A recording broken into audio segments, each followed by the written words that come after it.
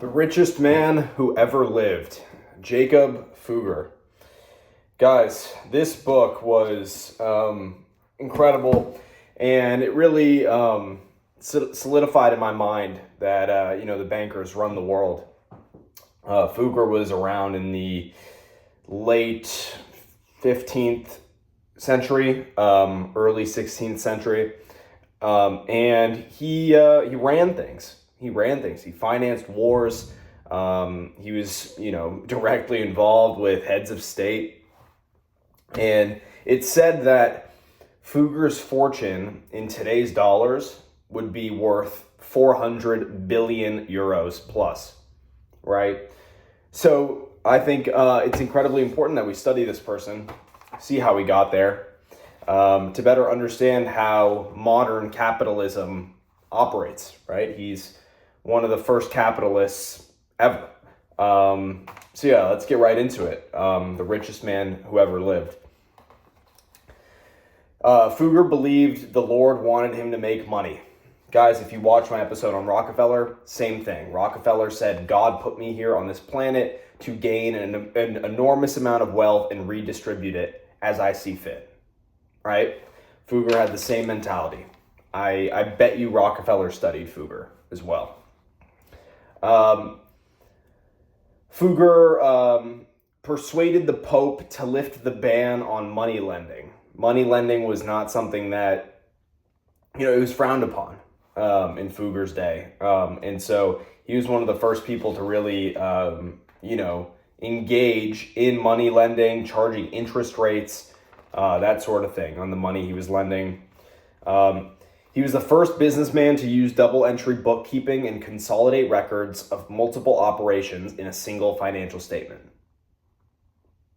Right? So he could be called, one of the godfathers of modern-day finance. His fortune was worth 2% of the European economic output at the time. Just think about that, guys. 2%. The entirety of European economic output. And then, guys, I want to give you a line that Fugger wrote this about himself on his deathbed. To God, all-powerful and good, Jacob Fugger of Augsburg, ornament to his class and to his country, imperial counselor under Maximilian I and Charles V, second to none in the acquisition of extraordinary wealth, in liberality, in purity of life, and in greatness of soul, as he was comparable to none in life, so after death is not to be numbered among the mortal. He wrote that about himself, guys. Just think about that line. Go back and replay that. If you really want to understand the type of mentality it takes to get to, where Fugger got. That's the type of mind you have to have. All right, let's get into it. Chapter 1, Sovereign Debt. So back in the 1400s, Venice, Italy, was the business hub of Europe. The Italians invented banking, which I found very interesting. I had no idea. Those who kept sloppy books and overlooked details left money on the table. Charles the Bold wanted to be the next Alexander. Fugger loaned Archduke Sigmund 3,000 florins, which is the currency at the time, which was his first entry into banking. Right, so this is where Fugger starts becoming, one of the biggest. This is where he starts his journey to become one of the biggest bankers in Europe. And then, slowly leveling up, Fugger loans the Duke 100,000 florins. But Fugger had a deal. He's like, look, I'll loan you this money, but I want control over the state treasury. And they gave it to him because the Duke needed the money. So if you have the money, guys, you have the negotiating power at the end of the day. You can kind of get whatever you want and the more important the things you're dealing with, the more you can ask for. Then here's a line from Fugger: happiness is to forget what cannot be recovered. Happiness is to forget what cannot be recovered. So true, guys. Literally, like, it's like, stop thinking about the past, right? You can't change the past. So forget that and move forward. Chapter 2, partners. Fugger broke ground on the biggest factory Europe had ever seen. He wanted to mine copper. Marriages between Fugger's and his partner's family were for the furtherance of the business. It's kind of like that. I was just reading, I'll make an episode on it soon, but about the Rothschild family as well. And that's how they view things too. They're like, we marry within the family, very close. We stay tight knit. We don't allow a lot of outsiders to come in. And that's how Fugger's family was as well, clearly. The slightest head start can make all the difference. His relationship with the emperor, and talk about Maximilian, was one between creditor and debtor, right? That's the type of power Fugger had, right? Indispensability drove Fugger's success. The emperor couldn't live without him, right? Imagine being someone that the government is entirely reliant on. Kind of sounds like, the banks today. JP Morgan Chase being probably the biggest one that I can think of that has that kind of power. Fugger wanted a monopoly on metals. The biggest metal titans wanted to start a cartel to fix prices. And as soon as I heard that, I thought about Standard Oil and how Rockefeller, made an attempt to do the same. And succeeded. Fugger flooded the Venice market with copper, and his competitors ditched their copper at a loss. That shows you how ruthless this guy was. Chapter 3, the three brothers. Fugger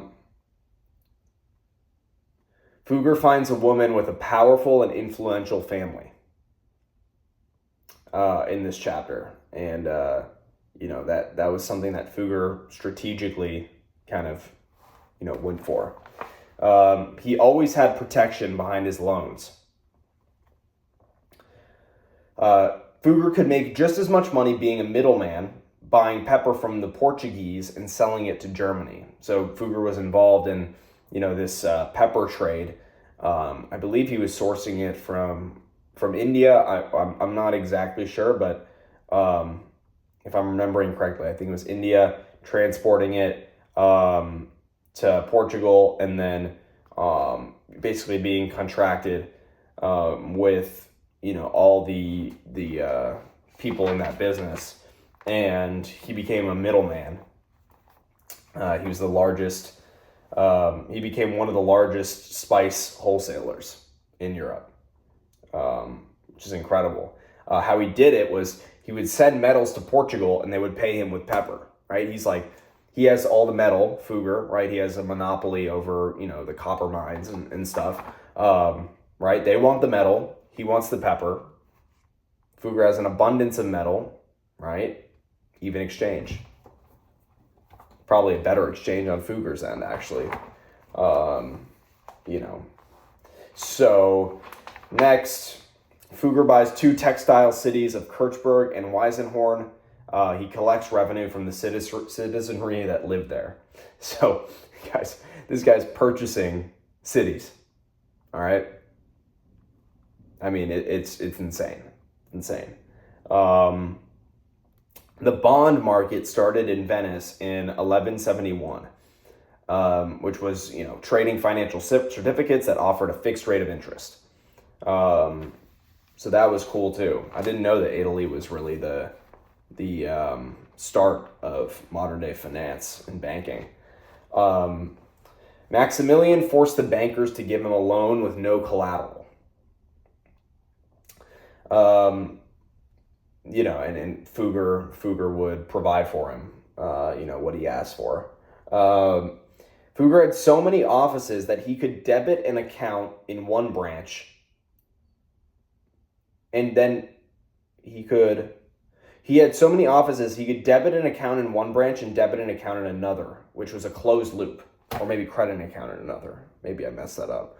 But he had kind of like a closed loop system, right? He was in many countries. Everything was interconnected. Fugger collected a 3% rate on each transfer, 3% on each transfer of money. Kind of like, big payment processors of today, Stripe, Fugger funded both sides of battle. And he's talking about Maximilian and the Pope here. All right, getting into chapter 4. Bank run. Financial leverage catapulted him to the top. There was corruption at the Renaissance church. Consisted of buying and selling of church offices. Every pope had his price. Yeah, Fugger was totally involved in, bribing and, to get in positions of power to, have things go his way. Chapter 5, the Northern Seas. Maximilian left Fugger to fend for himself against the Hansa. The Hansa was a really wealthy group at the time. They were in direct competition with Fugger over trade. And then I pulled out this good line from Machiavelli in the book. Went something like this. A captain ought to endeavor with every art to divide the forces of the enemy. I thought that was a great line. Anyways, Maximilian wanted to be emperor and pope, right? This guy wanted extreme power. This guy that Fugger is funding all of his wars and endeavors. And Fugger's playing on both sides. He's funding Maximilian and the pope, right? Because he doesn't really care who wins in the end, right? If he's making money on both sides, he'll take that opportunity. He put aside considerations of fairness in the pursuit of gain. Fugger laid the terms for how his family would conduct business. Right? He wanted to be in charge. Chapter 6, usury. Fugger had a remarkable conviction in the justice of his actions. Fugger forced Maximilian to create the Austro-Hungarian Empire. He overturned the church's ban on charging interest to loaned money. He overturned the church's ban on charging interest on loaned money. And Fugger was a part of that, convincing the Pope and, working his way in politics to try and, benefit him financially. There was an argument against charging interest on money, which went all the way back to Aristotle. It was frowned upon at the time. The Medicis loaned as if the usury ban didn't exist. Right? So they were talking about the Medicis, like, they didn't care. Like they would say, oh yeah, all this, morality stuff, usury is bad, which is essentially, loaning money. They would do it anyways, though. So you guys, all these guys at the top break the rules. Let's be real. He took silver instead of cash to make loan repayments look more like purchases than loans. Think about how smart that is. Fugger took silver instead of cash, right, as payment to make loan repayments look more like purchases than loans. This guy, the way that he, innovated on finance and, and working his way around, finding the loopholes. It's just remarkable. There was a debate held about the ethicality of charging interest on loan money. And then the last thing I had here from this chapter, by joining his only competitor in the copper trade, he could inflate prices, right? Essentially, they were creating a monopoly. They had total price control. They ran the market. Chapter 7, the penny in the coffer. He had faith in the Pope's redemptive ability to give him his power. And then here it talks about Fugger helping build the St. Peter's Basilica. And then again here, because I just thought, it's so brilliant that Fugger was the one who really, came up with this. He's known as the person who invented, essentially combining financial statements from all his branches into a single statement, right? He's in many ways the godfather, like I said earlier, of modern finance. A business person should keep a third of his assets in cash, a third in investments, and a third in merchandise. That was Fugger's philosophy. And then here, this is crazy. Fugger's interest on his loans to the emperor exceeded 50%. 50%. That's insane. And then, we have a few things left here, guys. I didn't want to do an episode on the whole book for you because the last few chapters, honestly, was it was a lot of stuff about history more than business. So I thought we would talk more about business today, and banking and finance and stuff like that. So I got a few more things here. And then, this is the bid 'em up strategy. Bankers get clients to pay a price so high that no other bidder can afford to stay in the game. Yeah, that's that should give you a little insight into banking. And then if Charles didn't choose Fugger, he'd snub him right back and put his resources behind France. That just shows you guys the power of bankers, right?